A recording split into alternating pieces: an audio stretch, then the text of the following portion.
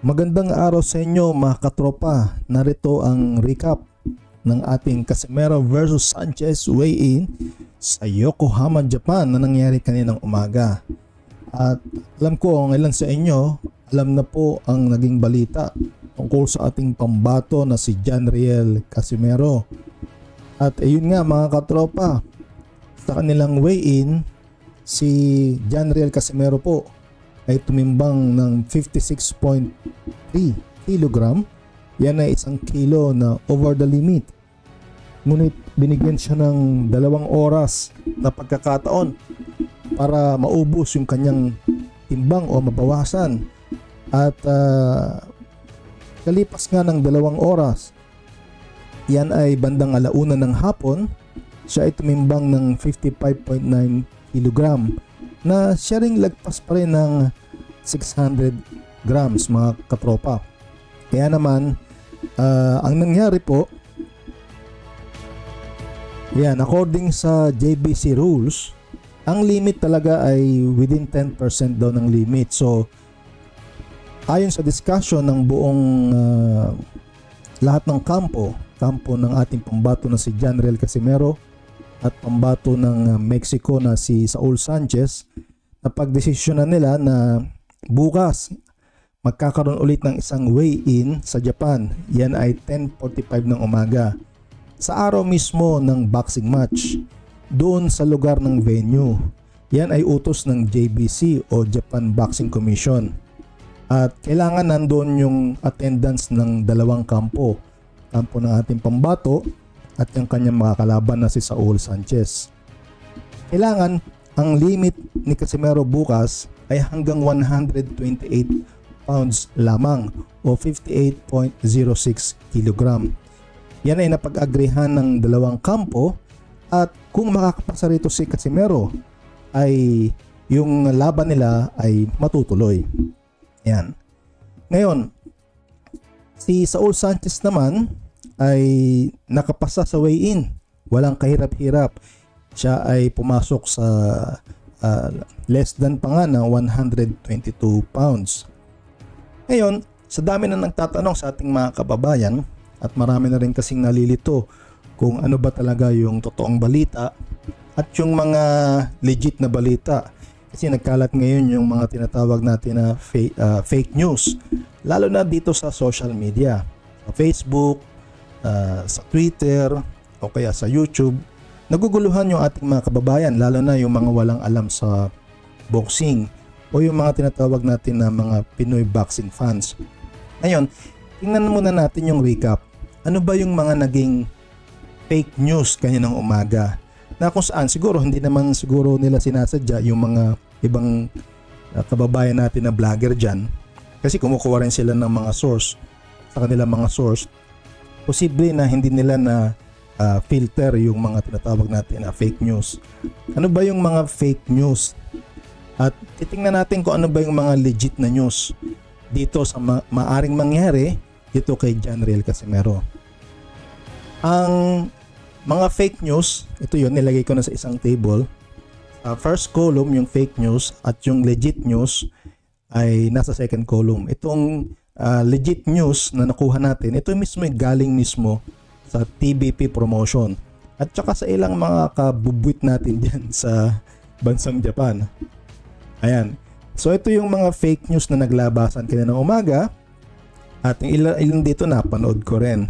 Ayan, unahin natin yung una. Sabi rito, ang unang fake news daw, 2 daw yung magiging weigh-in nila. Isang 128 pound ng 10:45 ng umaga at isang 132 pound ng 2:00 ng hapon bago yung laban. Kasi ang laban ni Casimero ay 3 PM. Yan po ay fake news. Ang legit news natin talaga, ito lang, isang weigh-in lang. At doon sa mismong venue ng laban, 10:45 ng umaga. At ang limit po mga katropa ay 128 pounds. Ayan. Ito pa, ito yung pangalawang fake news. Kung saan napanood ko, ang tataas pa man din ng mga subscriber ng ilan sa mga YouTube channel na to. Hindi ko na sasabihin yung mga pangalan. Ang sabi nila ay hindi na daw pwedeng mag-rehydrate dahil 128 pound lang ang limit. So yan po ay fake news. Yan. Pagkatapos na makuha ni Casimero yung limit na 128 pounds, so halimbawa 127 siya o 126.5 siya, pasok siya dun sa limit. Ayan, pagkatapos nun ay pwede na siyang mag-rehydrate kasi ang laban niya ay alas 3 o alas 3:30 pa man din ng hapon sa Japan. So lumalabas, meron pa siyang mga 5 hanggang 6 na oras para magpalakas ng katawan. Ayan. Tapos pumunta tayo dito sa pangatlong fake news. Ang sabi nila, 128 pound limit lang ang kailangan ni Casimero pag umakyat siya sa ring. Fake news po yan, mga katropa. Pwede po, ito yung legit news, pwede pong lumagpas ng 128 pound ng limit si Casimero sa pag-akyat niya sa ring. So halimbawa, bukas nakuha niya 127 pound. Ayan, magkakaroon siya ng mga 5 hanggang 6 na oras para kumain.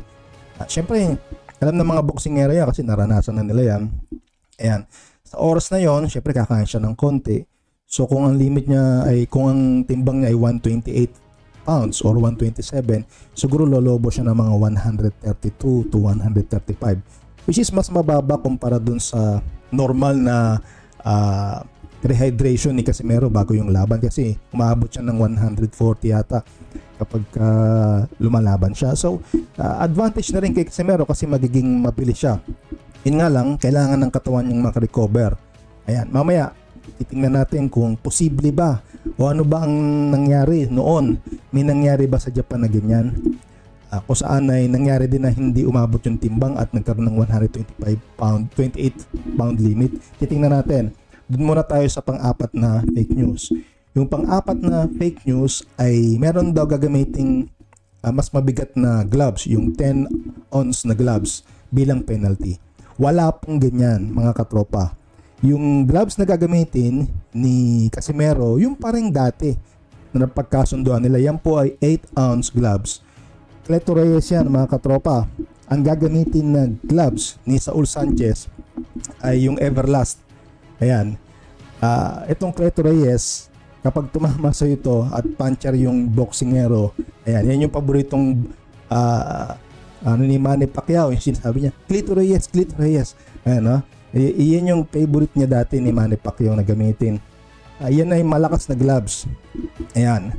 So yan yung fake at legit news, no? Legit news, 8 ounce. Walang 10 ounce na penalty, ha? Wala po yun. Walang gloves. Ayan. Ito ang susunod na fake news, may pera daw na penalty. Ayan. Walang perang penalty. Ayan, mga katropa, no? Ito, yung huling fake news ay first time daw na may nangyaring ganyan sa Japan. Ayan. Mga katropa, ayan, hindi yan first time.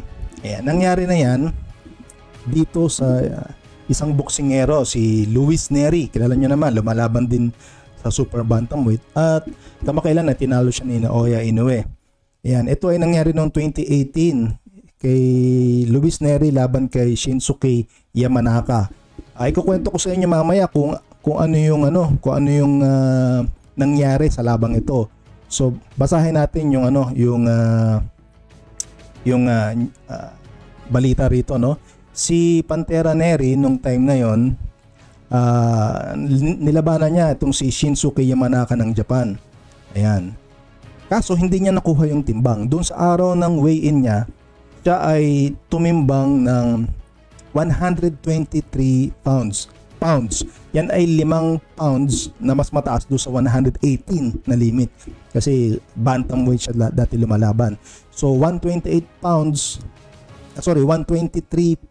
yung timbang ni Pantera Nery, 118 lang. So lamang siya ng 5 pounds. Okay, si Yamanaka 117 pounds. Ngayon, binigyan ng JBC si Pantera Nery ng 2 oras para yun nga, ayusin yung kanyang timbang. At doon sa ikalawang pagtimbang ni Nery, ayan, hindi niya naabot yung timbang kasi tumimbang lang siya ng 121 pounds, which is sobra-sobra dahil 118 yung kailangan. Okay, 118 lang yung kailangan. So ano nangyari doon? Kasi ito kasing laban na to, title challenge, title bout ito. So na-strip si Nery ng timbang. Na-strip si Nery ng timbang. Na-strip si Nery ng title niya, no, sa WBC. Pero Ayan, no? Ang napagkasunduan, kinabukasan sa araw ng laban, ay kailangan makuha ni Nery yung 128 pounds na katulad ng nangyari ngayon dito kay John Riel Casimero. Ayan. So, ayon sa history, ito, i-Google search nyo ito. Nangyari na to noong 2018. Ayon sa history, pagkatapos na lumipas yung isang araw at doon sa araw ng laban, ay titimbang ulit si Nery. Yan, 10:45 ng umaga. Ano nangyari? Ayan, umabot siya. Yan, ang timbang niya rito ay umabot ng 126.7 pounds. Okay? Ayan. So, natuloy yung laban. Natuloy po yung laban, mga katropa. Ngayon, kung tatanungin nyo, anong nangyari? Anong nangyari kay Luis Nery versus dito kay Yamanaka? Ang nangyari po, mga katropa, panalo si Luis Nery. Knockout yung kalaban. Na-knockout niya yung kalaban. Ayan. So, actually, famous itong balitang ito dati. Which is kasi drug test si Nery doon at bumaksak siya. Pero, na-knockout yung kalaban. So, ganito rin yung nangyari ngayon kay John Riel Casimero. Kung saan, hindi niya nakuha yung timbang niya. At binigyan siya ng isang araw, 10:45 ng umaga ng araw ng laban. Yan ay 6 hours before the fight. Kailangan 128 pounds siya. At sure naman ako, makukuha ni Casimero yan. Kailangan niya lang uminom ng maraming tubig. Tubig lang siya dyan, hindi siya masyadong magkakakain. Okay? Tapos kakain siya pagkatapos. Sigurado ako, makukuha ni John Riel Casimero yan. At, yun, kung talagang yung magaling si John Riel Casimero, sigurado ako may posible pa rin na manakaut niya itong si Saul Sanchez. Okay? At sa betting sites, yamado pa rin si Casimero. Ayan. Lamang pa rin siya kumpara dito kay Saul Sanchez. Kaya, mga katropa, huwag tayo masyado malungkot. Okay? Be positive tayo sa mga nangyari. Bagaman ganun nga yung nangyari, wala tayong magagawa doon. Alam naman natin na kalaban talaga ni Casimero ang timbangan, di ba? Pero hopefully bukas makuha ni John Riel Casimero yung limit at pagkatapos niyan ma-rehydrate niya ng maayos yung katawan niya. Ayan. At pagkatapos ng rehydration, yun nga, lumakas siya at matuloy yung laban. Ayan. Tapos alam naman natin, no? Suportahan natin ang kapwa natin mga Pilipino. Ayan. Full support tayo sa iyo, John Riel Casimero. Ano man ang pinagdaraanan mo ngayon, ayan, kami dito sa Pinoy Boxing News o Pinoy Boxing, 200% kaming sumusuporta sa iyo. Ano man ang mangyari. Okay, ganoon din sana tayo mga katropa, mga viewers namin dyan. Okay? Hopefully ay nagustuhan ninyo yung ating video at naging makabuluhan ito sa inyo. Sa susunod ulit mga katropa. See you.